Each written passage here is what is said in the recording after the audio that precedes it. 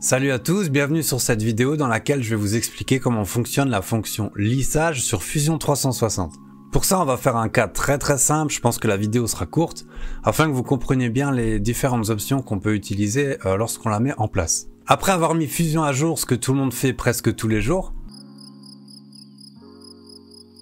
on va ouvrir un projet très simple et je vais vous montrer dès le départ comment on fait pour utiliser cette fonction. Alors on va commencer déjà par se mettre en mode solide et on va créer une esquisse sur le plan de base qui est ici le plan XZ. Et on va faire simplement un cercle de... C'est vraiment pour l'exemple de 250 on va dire. Donc pour ça je fais, et moi j'appuie sur la touche C pour cotation et je tape 250. Donc là on a notre premier cercle. Ensuite on va se mettre en vue de face ici et on va prendre le plan qui est là. D'abord on termine l'esquisse, on prend le plan qui est là et on va faire une deuxième esquisse pour vous montrer comment ça marche.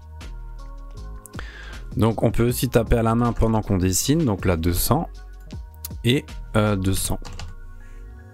Je vais modifier les cotes tout de suite parce que je sais par expérience que ce sera pas assez grand, donc on va mettre 500 et 500. Et on va mettre ici un congé de 125, 125 c'est bien. Avertissement, les cotes ont été supprimés, donc ça c'est bon. On termine l'esquisse. On va créer un plan au bout de la trajectoire. Pour ça il y a une super fonction qui s'appelle plan le long de la trajectoire. C'est très bien nommé. On clique sur notre trajectoire et là on va pouvoir vraiment mettre un plan où on veut. Donc ça s'exprime ici en facteur de 1. Je sais pas si on dit comme ça. Donc si on veut, ici on est à 0, ici on est à 1, ici on est à 0,5, vraiment au milieu. Et on va, pour notre cas à nous, se mettre donc à 1 au bout de la trajectoire. On va recréer ici un cercle. On peut faire un carré, ça marche aussi. Pour l'exemple, je vais faire un carré. Comme ça, vous voyez exactement comment ça fonctionne. Donc ici, on prend un rectangle par le centre. On clique sur le centre. Et on peut taper ici 150, tab 150. Pour faire un carré de 150. Alors le petit truc ici pour l'exemple que moi j'aime bien, c'est de rajouter des congés dans les coins ici. On va mettre 5, c'est vraiment juste, je vous montrerai pourquoi. C'est plus simple quand on parle de 3D.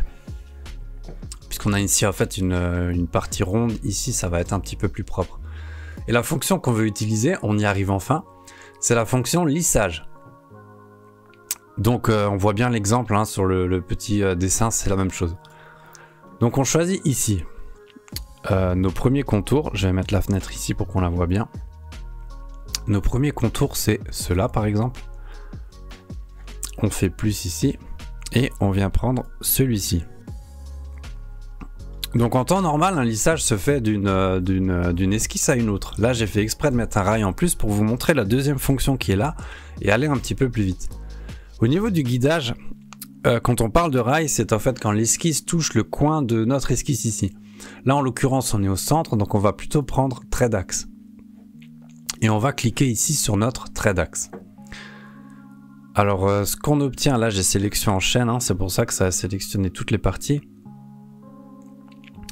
Et je pense qu'on est pas mal. Donc là, on va mettre nouveau corps, comme ça, vous voyez bien le résultat. Donc, on passe bien d'une section carrée à une section circulaire. Donc la transformation se fait proprement. Ici ce qu'on a c'est tout à fait normal ce phénomène. On l'aura aussi en réalité si on tord de l'acier.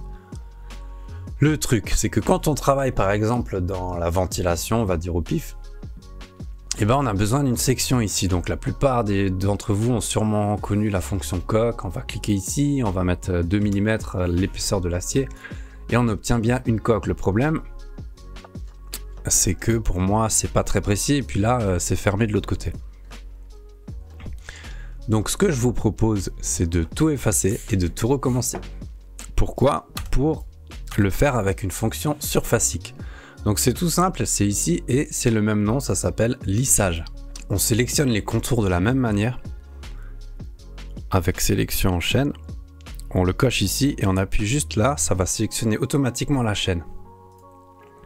On sélectionne cette partie là et on a le même résultat qu'avant, c'est la même chose, on prend trait d'axe et on appuie ici. je cache mes traits de construction. La seule chose qui change, c'est qu'ici on a une surface et donc pas un solide. Pour avoir un solide, on a ici une fonction qui s'appelle épaissir. On sélectionne les faces qu'on veut et on peut soit le faire à la main ici en mettant une épaisseur. Si vous faites n'importe quoi, ça rame. Soit on peut taper -2. Et on obtient bien une tôle de 2 mm qui est mise en forme de cette manière. Donc voilà pour la fonction lissage, c'est un tuto très rapide pour ceux qui n'ont jamais vu la fonction. Je vais sûrement voir encore d'autres fonctions parce qu'il y en a pas mal à regarder ici. Et vous expliquer un petit peu comment ça marche. J'espère que ça vous a un petit peu aidé si vous n'avez jamais vu la fonction. Restez à l'affût parce que je pense que je vais faire prochainement quelques tutoriels sur Fusion parce qu'il y a pas mal de choses dont j'aimerais parler. En attendant la prochaine vidéo, le prochain tuto, je vous souhaite une bonne journée et je vous dis à la prochaine.